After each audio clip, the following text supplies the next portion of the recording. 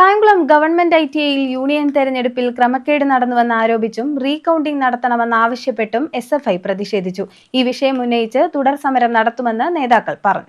Kayamkulam government ITIയിൽ union തെരഞ്ഞെടുപ്പുമായി ബന്ധപ്പെട്ട് ക്രമക്കേട് നടന്നെന്ന് ആരോപിച്ചും റീകൌണ്ടിംഗ് നടത്തണമെന്ന് ആവശ്യപ്പെട്ടുമാണ് SFI പ്രവർത്തകർ പ്രതിഷേധിച്ചത്. ജനറൽ സെക്രട്ടറി, കൗൺസിലർ സ്ഥാനങ്ങളിൽ SFI സ്ഥാനാർത്ഥികൾ പരാജയപ്പെട്ടത് കേവലം ഓരോ വോട്ടിനാണെന്നും 2 വോട്ടുകൾ അസാധുവായിട്ടുണ്ടെന്നും SFI നേതാക്കൾ പറഞ്ഞു. ഇതിൽ ദുരൂഹതയുണ്ടെന്നും ഇവർ ആരോപിച്ചു. ആകെ 87 വോട്ടുകളിൽ ചില സ്ഥാനങ്ങളിൽ 85 പോളിംഗ് നടന്നിരിക്കുന്നത്. ബാലറ്റ് മാറ്റിയതായി സംശയിക്കുന്നുവെന്നും നേതാക്കൾ പറഞ്ഞു. പ്രതിഷേധത്തെ തുടർന്ന് പോലീസ് സ്ഥലത്തെത്തി പ്രവർത്തകരെ അറസ്റ്റ് ചെയ്ത് നീക്കി.